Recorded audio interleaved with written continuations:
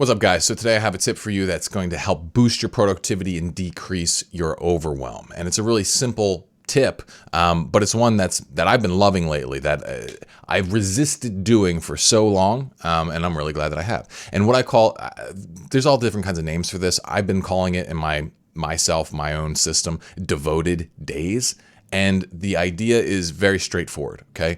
And what it is that you take either one task or a whole group of similar tasks, and you just make a whole day dedicated to that thing. And this, it sounds very simple, but it's actually incredibly powerful. So before I started doing this, I would just kind of treat every day as the same in my week. I'd just look at my to-do list, look at my priorities, and just try and just slot things in the day like that, okay? But the problem is, there's a lot of stuff that needs to get done repeatedly that's not necessarily super high priority stuff, but it's important things that needs to happen.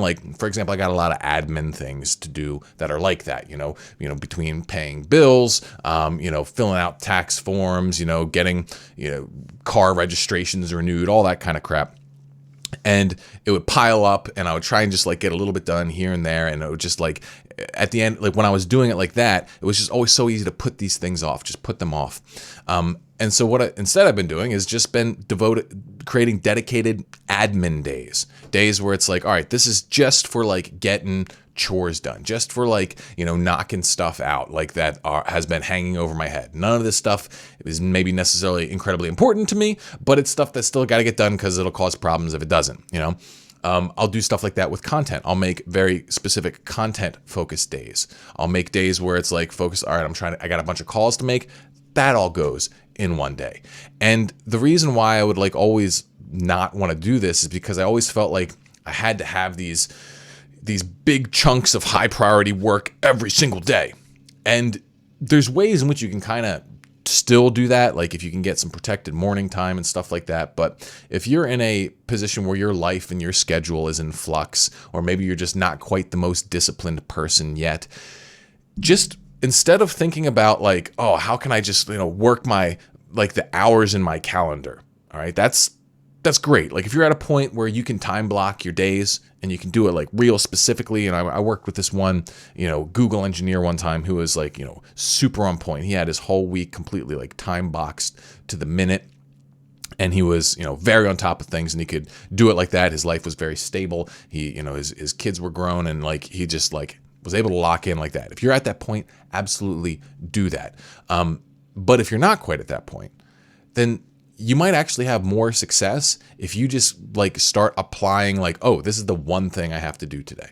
This is the one thing I have to do on this day. And you just lay it out like that. You can do it. If you do it like that, well, you can get 7 things done a week, which is, better than no things. It's depending on where you're coming from. Obviously, there's a book that I read years ago. I think it was actually called The One Thing, which talked about this principle, this idea of focus, because we lose so much in the process of task switching.